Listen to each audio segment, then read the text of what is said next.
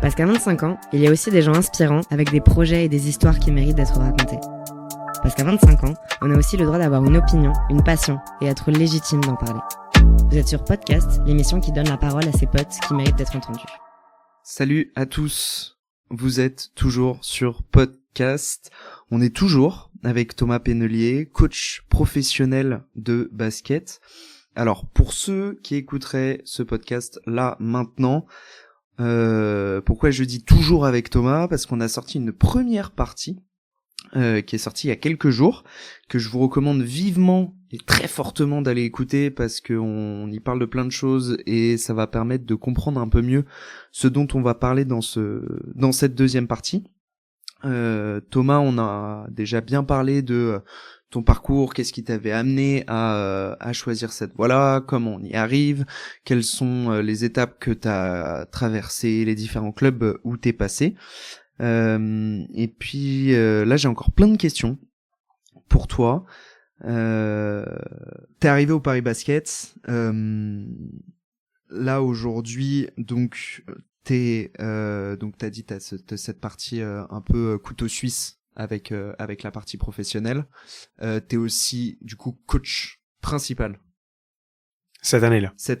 Ouais. En ce moment des U18 du coup France de Paris.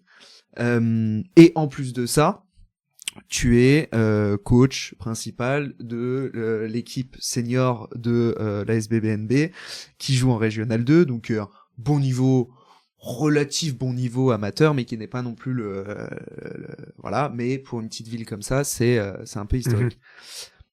Comment, là, j'ai envie qu'on sorte un peu de la partie basket. Comment aujourd'hui, à 23 ans, t'arrives, parce que du coup, pour fixer cet enregistrement, tu m'as quand même envoyé ton planning. Le planning, les gars, c'est simple, il a entraînement le matin, entraînement l'après-midi, et 3 fois par semaine, il a entraînement le soir. C'est ça. Donc, autant vous dire que entre, du coup, l'Est parisien et l'Ouest de la banlieue éloignée parisienne, donc il y a quand même beaucoup de temps dans les transports, ça te prend beaucoup de temps. Comment aujourd'hui t'arrives à gérer tout cet emploi du temps et du coup c'est non-stop quoi. Ouais, franchement c'est non-stop. Mais si on prend comme tu l'as dit, une journée typique en fait, du matin au soir ça s'arrête pas. Et en fait du matin au soir, week-end compris ou quasiment, il y a peut-être un jour de break quoi. Mais c'est pas forcément on va dire les 3 équipes dans la même journée, dans le sens où ce qui est très compliqué, la chose la plus compliquée, c'est de changer le curseur dans ta tête en fonction de l'équipe que tu as devant toi. C'est-à-dire que le matin, je suis avec le groupe professionnel.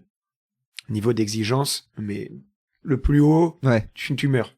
Et en même temps, c'est ce que tu veux. Donc et en même temps, c'est ce que tu veux. Exactement. Tu pars l'après-midi, début d'après-midi, entraînement avec les U18 France. C'est centre de formation, tu dois quand même produire des joueurs. Donc là, tu redescends comparé à des pros, mais il doit rester quand même assez élevé parce que c'est des gamins qui sont mis en situation pour réussir. Donc il faut aussi que tu mettes les standards. Les potentiels futurs pros. Exactement. Et puis le soir, tu vas à Noisy, équipe amateur, où t'as un joueur qui va t'appeler, qui va dire « Je suis désolé Thomas, ce soir j'ai mariage, ou j'ai sorti, j'ai truc ». Où là, le niveau d'exigence baisse beaucoup plus. Ouais. Beaucoup plus.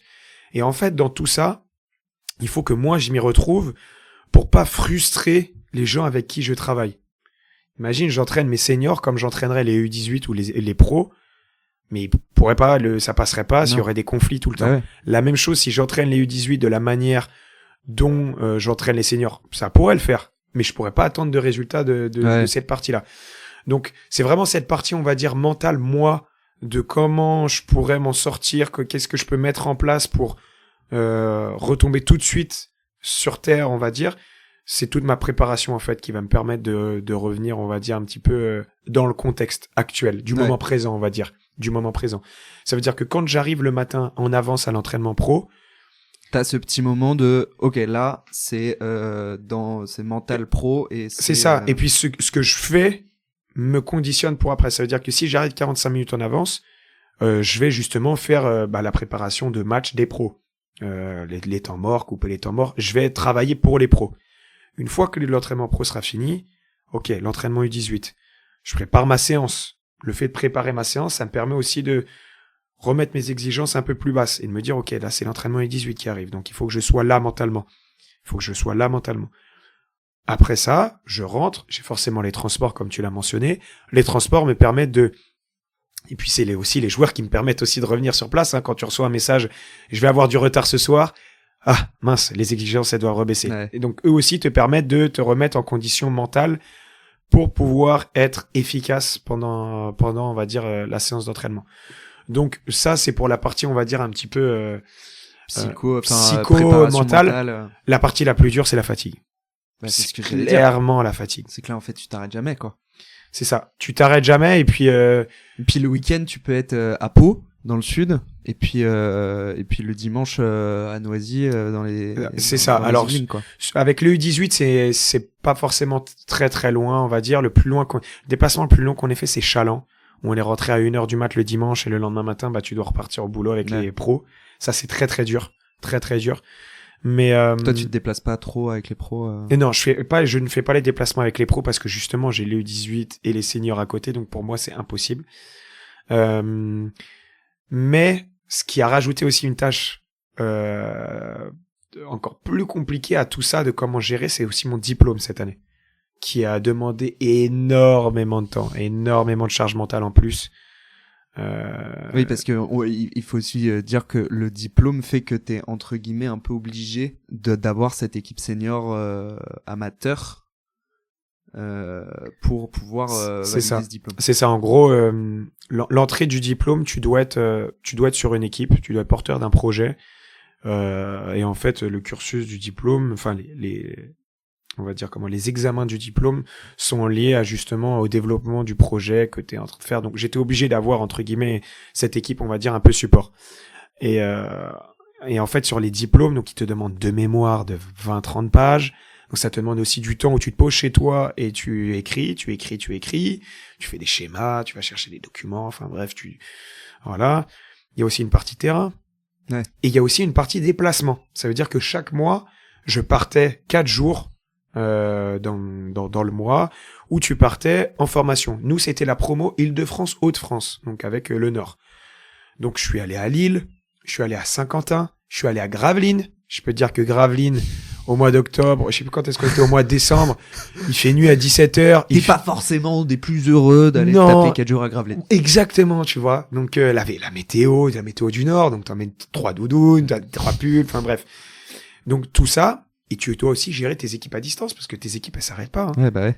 Ça veut dire que nous, c'était du lundi au jeudi midi, la formation. Donc, ça veut dire que ton entraînement en senior du mardi, tu peux faire une croix dessus. Il faut que ce soit ton assistant qui s'en occupe. Les U18, on s'entraîne tous les jours. Donc, pareil, qui va s'en occuper. Donc, pareil, c'est aussi une charge mentale. De loin, tu dois aussi gérer ça. Ouais. Donc, c'était aussi très compliqué. Est-ce que avec tout le temps que tu passes là, parce que c'est quand même c'est du 7 jours sur 7. Bon, le diplôme, je croise les doigts, il sera validé, donc déjà ça sera une bonne chose de faite. Mais là, c'est quand même du 7 jours sur 7 non-stop. Il y a pas de vacances parce que du coup, quand les équipes amateurs s'arrêtent pour les vacances scolaires, bah toi t'as les pros et les U18 qui continuent. Donc pareil, tu peux pas, ça s'arrête jamais quoi. Est-ce que t'as pas peur c'est pas de peur, mais est-ce que si c'est de la peur, est-ce que t'as pas peur à un moment de te lasser de tout ça et du fait de faire ça 7 jours sur 7 toute l'année quoi. Non, pas forcément, parce que je me dis que cette année-là, c'est une année très très particulière. D'être sur 3 équipes plus le diplôme, c'est vraiment particulier d'avoir ce genre d'emploi du temps. C'est moi qui l'ai voulu. J'aurais pu ne pas accepter les U18 en cours de saison. Voilà, j'aurais pu. Mais non, parce que, tu vois, je te dis ça en rigolant, mais la saison, elle va se finir. Et au bout d'une semaine, ça va me manquer. Ouais. C'est comme ça. C'est pour ça, ça rejoint un petit peu ce que je disais. C'est quelque chose que j'aime trop. C'est comme si c'était une drogue, hein, un petit peu. Hein, c'est une passion. Et quand on aime, on ne compte pas. On me dit cette phrase beaucoup, surtout au niveau des pros. où c'est pas forcément comme les entreprises où tu vas avoir un 35 heures, tu vas faire de 8 à 18, de 8 à 18, tu rentres chez toi, tu as du travail vidéo à faire.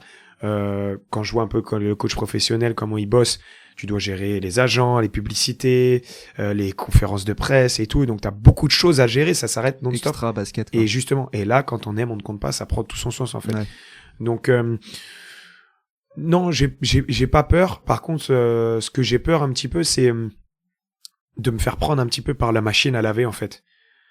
De faire les choses sans forcément réfléchir et de se laisser porter, d'aller à l'entraînement. Ça devienne mécanique, quoi. Et que ça devienne une mécanique, mais du coup, t'es pas forcément efficace dans ce que tu fais parce que t'as pas ce moment où tu dis non, Thomas, là, tu prends du recul, tu réfléchis. Qu'est-ce que t'as besoin? Est-ce que toi, t'as besoin là de prendre du temps pour toi pour te resituer et après redevenir efficace dans ce que tu fais? Voilà, c'est surtout ça, j'ai peur en fait, d'être dans cette machine à laver et de ne plus être efficace dans ce que tu fais parce que à la fin, quand t'es coach, t'es jugé par ce que tu produis. Ouais, c'est les donc résultats, avec quoi. tes seniors, tes résultats, tes U18, un peu les résultats, mais aussi avec les joueurs que tu proposes et les pros. Ah là, c'est à mort les résultats. Quoi. Donc voilà, c'est un petit peu c'est cette peur de rentrer dans cette machine à laver, on va dire mentale. Et qui dit machine à laver mentale dit aussi que tu perds complètement cet aspect de choses qui te permettent de couper et ta famille, de passer du temps avec ta famille, tes amis, ta copine. C'était ma prochaine question. Et parfait. C'était ma prochaine question parce que du coup tu l'as un peu dit, tu viens de commencer à y répondre, mais du coup avec tout ça, il y a quand même ce truc de mine de rien, t'as 23, bientôt 24 ans, ça commence, enfin, t'es clairement en décalage en termes de rythme et d'emploi du temps, que ce soit avec les potes de ton âge, t'as une copine donc avec ta copine aussi, et c'est vrai que du coup c'est tellement prenant que au final il y a aussi ça à gérer, à régler, comment, à quel niveau tu mets ce curseur-là, à quel niveau c'est important, à quel point c'est indispensable ou pas pour l'instant. Tu dis là peut-être que je le mets en retrait et puis ensuite pour le retrouver plus tard, mais en même temps est-ce que c'est un truc que tu prends en compte? Ouais, bah, cette année j'ai fait exactement comme tu viens de le mentionner. J'ai dit je mets de côté, je reviendrai après. Ouais. Malheureusement parce que j'ai tellement de choses à gérer. Ouais, que en plus ce qu'il faut savoir c'est que j'habite tout seul, c'est que j'habite plus chez papa ni chez maman, donc je vois plus du tout, je vois pas forcément mon frère, ma sœur, ma demi-sœur, mon autre sœur tout le temps. Pareil pour mon père ni ma mère, c'est rare, tu vois, je rentre chez moi, je suis tout seul, je me fais à manger tout seul, je fais ma machine tout seul, je vis tout seul maintenant, donc j'ai pas forcément l'occasion dans ma semaine de les voir. Il faut vraiment que ce soit organisé par moi ou par quelqu'un d'autre et du coup je trouve du temps pour me libérer pour que justement cela arrive. Donc là pour l'instant j'ai fait comprendre que malheureusement niveau là, temps... cette année c'était focus basket quoi. Exactement, ça, surtout avec le diplôme. Parce que faut savoir qu'il y a un an et demi, j'avais vraiment peur de rentrer dans ce diplôme-là. Parce que des échos que j'avais, c'était un tel il a pas validé, un tel il a pas validé, un tel il a pas réussi parce que nanana. Donc je me suis dit, ah non Thomas, je peux pas rentrer dans le diplôme sachant que c'est un coût, ce diplôme-là, vraiment un coût élevé. Je peux pas rentrer dans ce diplôme-là sachant que je me sens pas prêt, y aller juste pour y aller et valider, sachant que comme tu dis, je suis un petit peu aussi en décalé, mais je suis aussi un peu en décalé avec les personnes de mon milieu, dans le sens où être là où je suis à 23 ans, c'est parce que j'ai commencé tôt aussi, on va dire d'une certaine manière, et que j'ai gravi les échelons assez rapidement. Donc en fait, me retrouver dans cette position-là, à cet âge-là, c'est particulier. Ouais. C'est particulier, sachant que quand on a une copine, à cet âge-là, on va pas faire les clichés, mais tout est beau, tout est rose, tu veux passer énormément de temps avec elle.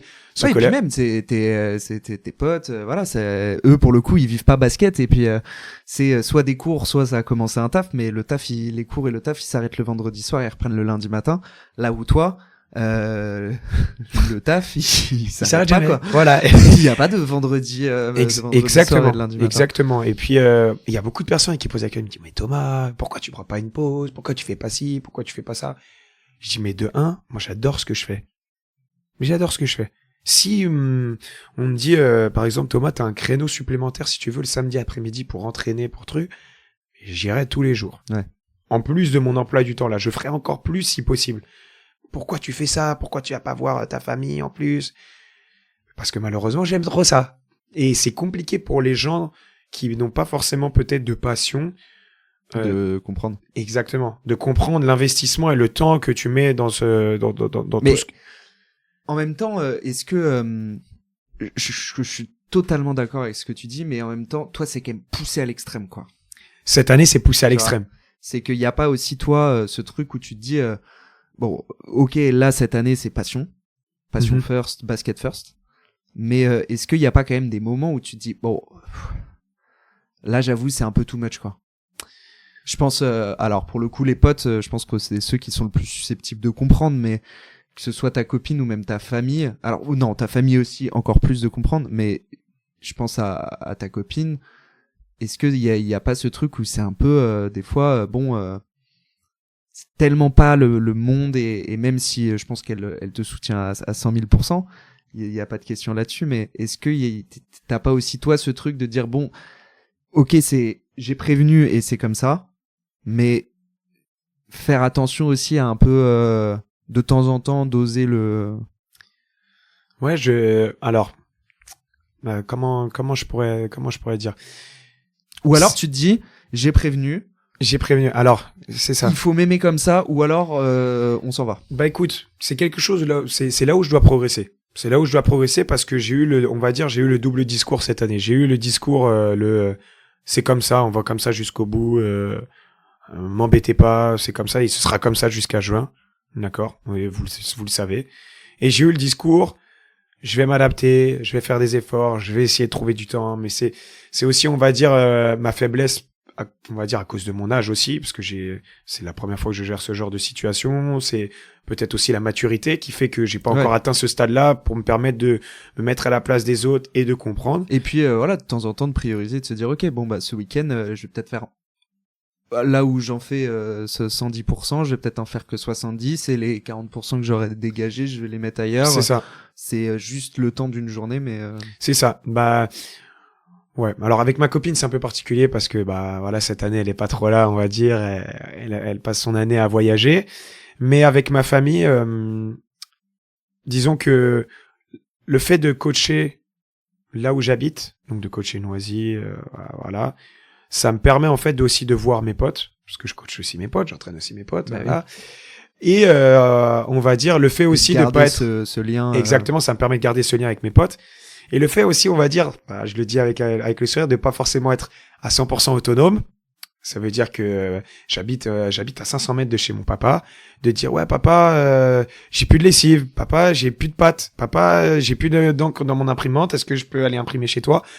En fait, c'est des petites occasions qui vont me permettre d'aller le voir, d'aller discuter avec lui, des fois même de rester manger. Ça m'est arrivé d'aller juste pour parler 10 minutes et mon père qui me dit ah tiens reste manger. Bon bah je reste manger. Pareil avec ma maman, j'essaie de faire au moins une fois par mois, d'aller la voir et tout.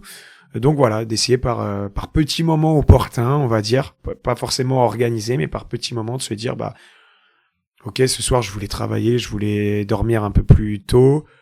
Parce que demain je me lève tôt, je dis allez vas-y c'est parti, je vais rester manger, ça va faire plaisir à tout le monde, ça va me faire plaisir aussi à moi. Ouais. Donc ok, je serai fatigué demain, mais ça sera pour une bonne raison. Exactement. On arrive à la fin là, c'est marrant parce que du coup tu parles beaucoup de charge mentale.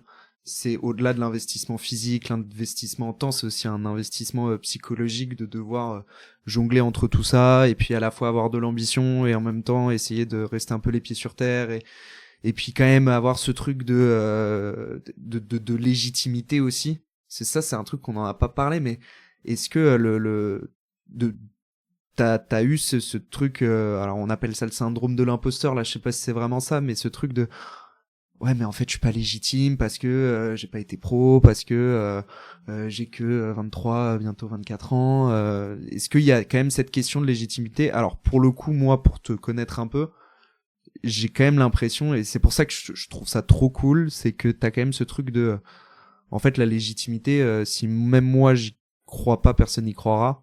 Et t'as quand même ce truc de, c'est à moi de prouver, et la légitimité, je vais montrer, les gens ils croient que ils pensent que j'ai pas la légitimité pour, en fait si, et je vais leur montrer quoi. Ouais, bah en fait ça a été ça un petit peu depuis tout petit, hein. Je vais pas te le cacher. Je pense que il y a rien de plus parlant entre guillemets que les actes et du coup ce que tu vas montrer. Tu vois, si on prend l'exemple de Noisy et de l'équipe senior, bah, peut-être qu'on peut se dire au début, Thomas, il a 22 ans, il va vraiment coacher une équipe de seniors, est-ce qu'il peut? Coach ses potes. Il coach ses potes. Est-ce qu'il va se faire respecter par les mecs qui ont 30, 35 ans? Bah, ok, laissez-moi essayer, je vais vous montrer que oui, je peux. Et dans ma tête aussi, si je dis aux gens que je suis capable de faire ça, il faut aussi que ma charge de travail, enfin le travail que je vais fournir, faut aussi que ça corresponde. Ça veut dire qu'une fois que tu vas me dire, ok Thomas, je te laisse essayer, bah je vais pas me dire, ok c'est bon, j'ai l'opportunité que je voulais, tranquille, j'y suis, je suis casé et je vais abandonner. Non, je vais vouloir montrer que je vais réussir, mais pas que réussir, que je vais faire un mieux de ce qu'ils attendaient, de faire encore mieux de ce qu'ils attendaient. Et donc, vu qu'il y a cette volonté-là, ça veut dire qu'au lieu de faire le travail 8-17, bah, tu fais le travail 8-20. C'est un peu l'expression et la quantité, on va dire, d'heures que je te donne. Te dire que je pourrais me contenter de faire les 2 entraînements, par exemple, avec Noisy, mardi, jeudi. Sauf que non. Le mercredi, je vais regarder, on va dire, qui on joue ce week-end. Je vais faire les stats du match dernier, la séance vidéo, voilà. Pour apporter encore plus de plus-value et montrer que, justement, non.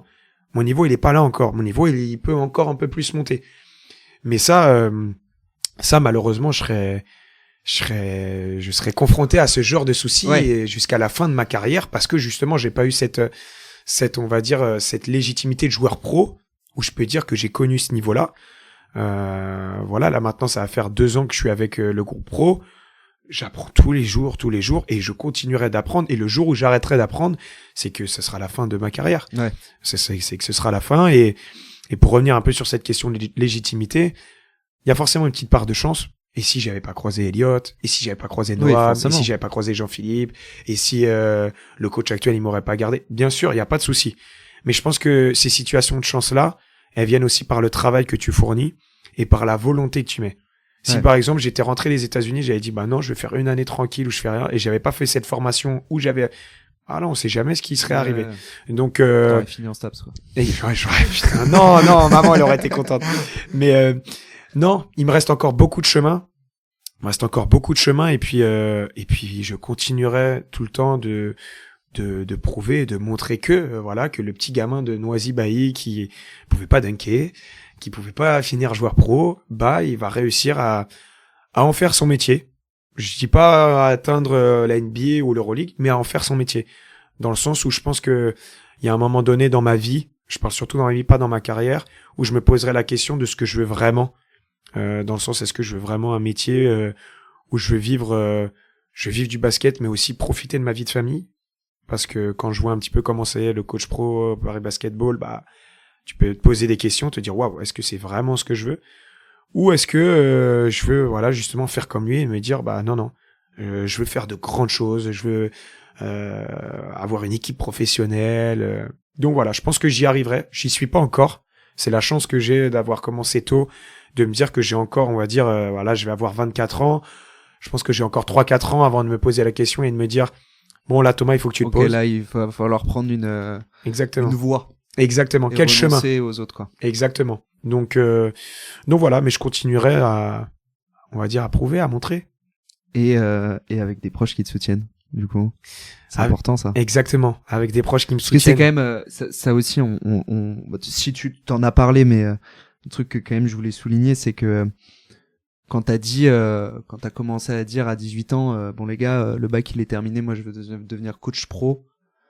On se sait, on en connaît des gens qui ont un peu rayonné en disant oui, oui c'est bien, c'est bien, vas-y crois en tes rêves et puis mais bon, comme tu disais, ton père est toujours là derrière toi, ta mère encore le week-end dernier elle était là de venir voir coacher. Ouais. Il y a quand même ce truc aussi de tu sais que t'es soutenu derrière quoi. Ouais, clairement. Bah, franchement, comme je t'ai dit, mon père il m'a toujours, il était un peu plus dur, forcément plus dur que ma maman dans l'éducation, mais à partir de ce moment-là où j'ai commencé un peu à réfléchir de ce que je voulais faire plus tard, quand t'approches, tu sais, première, terminale. Ouais, au moment où tu dois faire des choix. Ouais, exactement, où tu dois réfléchir un peu. Mon père m'a dit, franchement, fais quelque chose qui te plaît. fais quelque chose qui te plaît. Oui, l'argent, c'est bien, mais fais quelque chose qui te plaît. Et ma maman m'a dit en fait la même chose, parce que voilà, ma maman elle kiffe aussi ce qu'elle fait, voilà, et elle m'a dit franchement peu importe ce que tu fais, je te soutiendrai. Quand je suis parti aux États-Unis, ça coûte pas rien, tu vois. Il fallait faire un prêt à la banque pour payer justement la bourse. Mes parents ils se sont engagés justement sur ce prêt-là. Et quand je suis revenu, ils m'ont dit par contre Thomas, nous on a mis de l'argent pour toi, donc il faut que tu nous, donc c'est pour ça que j'ai fait surveillant aussi pour les rembourser. Et donc il y a cette relation où ils me font confiance dans tout ce que je fais. Ils ont misé une fois sur moi, je leur ai rendu. Et là maintenant ils savent que je peux me gérer tout seul. Et donc ils savent que la seule chose qu'ils peuvent faire eux, c'est me soutenir. C'est me soutenir et me donner, on va dire, des conseils. On va dire, ils vont pas me donner des conseils basket, comment faire ci, comment faire ça, mais mental.